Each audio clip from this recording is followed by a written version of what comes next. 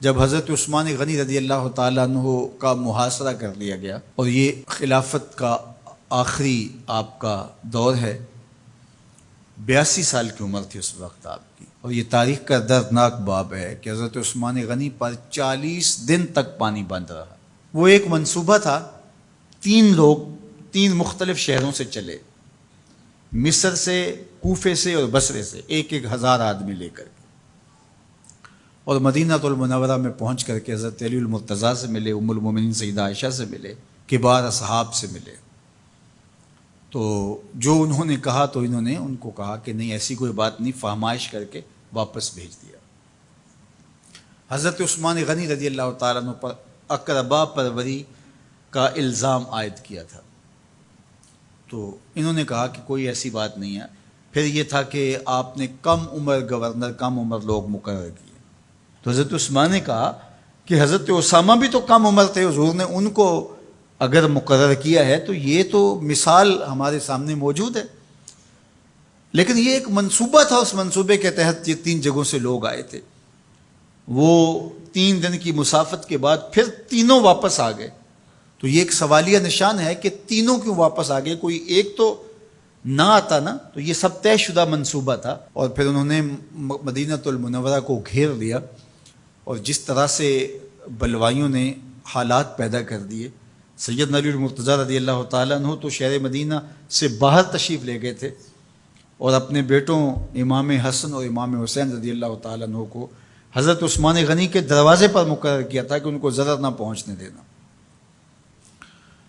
اب 700 صحابہ اجازت طلب کر رہے ہیں کہ آپ ان بلوائیوں سے نپٹنے کا میں جو ہے وہ اجازت نامہ مرحمت کریں، اور بہت سارے لوگ تو حج پہ جا چکے ہیں۔ 18 ذی الحج کا واقعہ ہے جب آپ کی شہادت ہوتی ہے، تو وہ حج پہ جا چکے ہیں، تو جو یہاں موجود ہیں وہ اجازت طلب کر رہے ہیں، لیکن حضرت عثمان غنی رضی اللہ تعالیٰ عنہ نے کہا کہ نہیں، میں ایسی اجازت نہیں دوں گا۔ رسول اللہ صلی اللہ علیہ وسلم کا حرم شہر مدینہ لوگوں کے خون سے لالازار ہو، یہ میں اس کو گوارا نہیں کرتا۔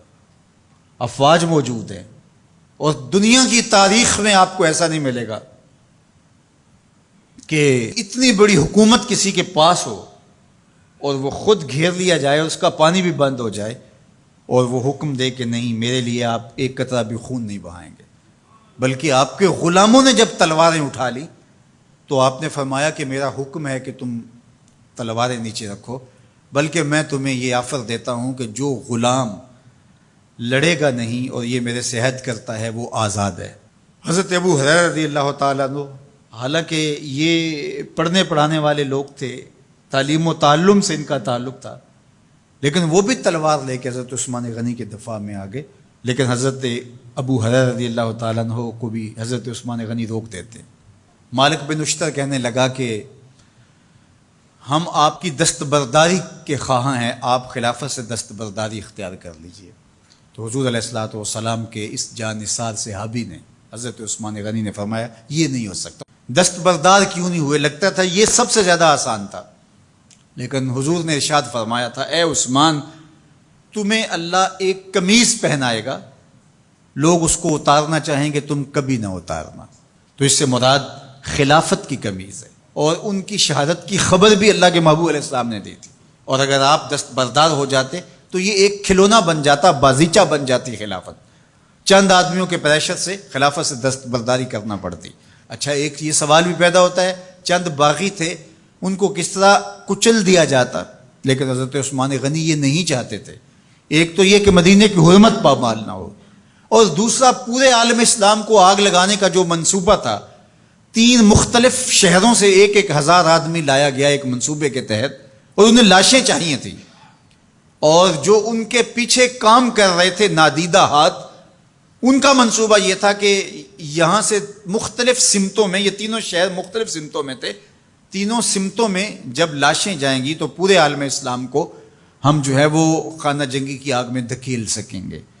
تو حضرت عثمان غنی ان سازشوں سے آگاہ تھے، تو سب سے اہون اور آسان یہ تھا کہ قربانی پیش کر دی جائے، اور پھر انہوں نے سن بھی رکھا تھا کہ 2 شہید ہیں، شہید تو انہوں نے بہرحال ہونا ہے، تو لہٰذا میں خلافت سے دستبردار بھی نہیں ہوں گا، اور شہر مدینہ کی حرمت بھی پامال نہیں ہونے دوں گا۔ اور تیسری بات یہ ہے کہ میں خود مظلوم شہید کر دیا جاؤں، تو وہ آپ نے یہ گوارا کر لیا۔ تو 18 ذوالحج تھا، جمعے کا ہی دن تھا، اور حضرت عثمان غنی رضی اللہ تعالیٰ عنہ روزے سے تھے، عصر کا وقت تھا، قرآن مجید کی تلاوت کر رہے تھے۔ حضرت امام حسن، امام حسین اور حضرت عبداللہ بن زبیر اور دیگر لوگ آپ کے دروازے پہ پہرا دے رہے تھے، لیکن باغی پچھلے گھر سے دیوار پھلانگ کے آپ کے گھر میں داخل ہوئے اور تلوار سے وار کیا۔ آپ کی زوجہ حضرت نائلہ آگے بڑھی اور ہاتھ سے روکنا چاہا، آپ کی انگلیاں کٹ گئیں۔ پھر دوسرا وار کیا تو حضرت عثمان غنی رضی اللہ تعالیٰ عنہ کا دایاں ہاتھ کٹ کے گر گیا۔ حضرت عثمان غنی رضی اللہ تعالیٰ عنہ نے افسوس کیا اور کہا کہ تم نے وہ ہاتھ کاٹ دیا جس سے میں وحی کی کتابت کیا کرتا تھا۔ پھر اس کے بعد آپ پر 9 وار کیے گئے اور آپ کو شہید کر دیا گیا، اور آپ کا خون قرآن مجید پڑھتے ہوئے اس آیت پہ گرا، فَسَيَكْفِيكَهُمُ اللَّهُ وَهُوَ السَّمِيعُ الْعَلِيمُ۔ تو حضرت عثمان غنی رضی اللہ تعالیٰ عنہ مظلوم شہید کیے گئے، بھوکے اور پیاسے شہید کیے گئے، ظلماً شہید کیے گئے۔ حضرت عبداللہ بن عمر رضی اللہ تعالیٰ عنہ فرماتے ہیں کہ حضور فتنوں کا ذکر کر رہے تھے کہ فتنے ہوں گے، بہت بڑے فتنے ہوں گے۔ تو ایک شخص نے چادر اوڑھی ہوئی تھی اور وہ مجلس واعظ کے قریب سے گزرا جہاں حضور کچھ ارشاد فرما رہے تھے، تو آقا کریم نے اشارہ کر کے کہا اس دن یہ شخص حق پہ ہوگا۔ عبداللہ بن عمر کہتے ہیں کہ میں اٹھا اور جا کے دیکھا تو وہ حضرت عثمان تھے۔ تو میں نے حضرت عثمان کے چہرے کو پکڑ کے تھوڑا سا حضور کی جانب کیا اور میں نے کہا حاذا، حضور یہ اللہ کے محبوب فرمایا ہاں یہی، جب فتنے ہوں گے تو فرمایا یہ حق پہ ہوگا۔ تو حضرت عثمان غنی رضی اللہ تعالیٰ عنہ حق کی راہوں کے مسافر، جنہیں حضور کی زبان سے شہید کہا گیا، اور شہید کسی کا انجام ہوتا ہے، تو حضور نے فرمایا یہ شہید ہوگا۔ شہید وہی ہوتا ہے جو بحالت ایمان اس دنیا سے راہ خدا میں اپنی جان قربان کرے۔ فرمایا فَإِنَّمَا عَلَيْكَ نَبِيٌّ وَصِدِّيقٌ وَشَهِيدَانٌ، اے پہاڑ رک جا، تو جانتا نہیں تیرے اوپر اللہ کا ایک نبی ہے، ایک صدیق ہے اور 2 شہید ہیں۔ تو حضرت عثمان غنی رضی اللہ تعالیٰ عنہ عظمتوں کے مینار، اللہ اکبر۔ تو یہ حضرت عثمان غنی رضی اللہ تعالیٰ عنہ کا یہ کارنامہ تھا کہ آپ نے اپنی جان پیش کر کے امت کو جو ہے وہ فتنوں سے محفوظ کر لیا اور امت کو بچا لیا۔ حضرت عثمان غنی رضی اللہ تعالیٰ عنہ پہ کروڑوں رحمتیں، کروڑوں سلام۔ ہم آپ کی عظمت کو سلام پیش کرتے ہیں، عقیدتوں کا خراج پیش کرتے ہیں۔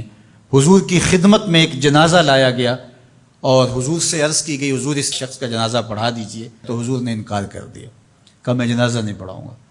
تو صحابہ نے عرض کیا یا رسول اللہ، کبھی ماضی میں ایسا نہیں ہوا، جب بھی کوئی جنازہ لایا جاتا ہے تو آپ جنازہ پڑھا دیتے ہیں اور آپ نے آج انکار کر دیا ہے۔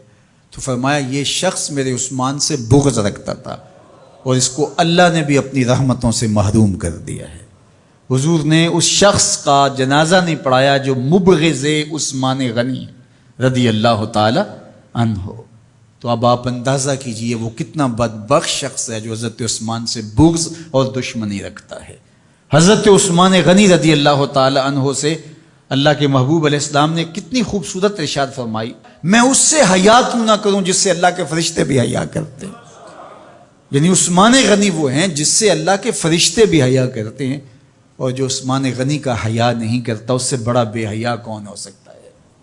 حاکم نے مستدرک کے اندر روایت ذکر کی ہے کہ بہت سارے صحابہ حضور کی بہت ساری خوبیوں کے مظہر تھے، اور سب سے زیادہ حضور کے خلق کے مشابہ حضرت عثمان غنی رضی اللہ تعالیٰ، اور خلق میں سب سے اونچا درجہ حیا کا ہوتا ہے۔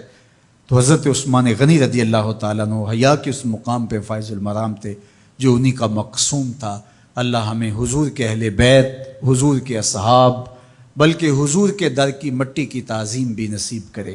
اقبال نے کہا تھا خاک طیبہ از دو عالم خوش ترست، آن خنک شہرے کے آنجا دل برست۔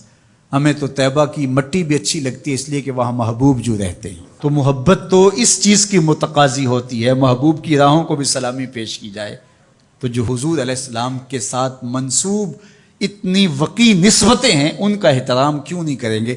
تو حضرت عثمان غنی تو داماد رسول ہیں، حضرت عثمان غنی تو ذو النورین ہیں، حضرت عثمان غنی تو حضور علیہ الصلوۃ والسلام کے محبوب اور حضور علیہ الصلوۃ والسلام کے پیارے ہیں، ان کو جنت کی بشارت دی گئی ہے، عشرہ مبشرہ میں سے ہیں، 4 جلیل القدر خلفاء میں ان کا نام شامل ہے، اور پھر حضور کی 2 صاحبزادیاں ان کے نکاح میں آقا کریم نے ان کو شہید خود قرار دیا، اور میرے اور آپ کے آقا و مولا نے کہا آج کے بعد کوئی عمل عثمان کو نقصان نہیں دے گا، اور کہا عثمان سے میں حیا کیوں نہ کروں، اس سے اللہ کے فرشتے بھی حیا کریں۔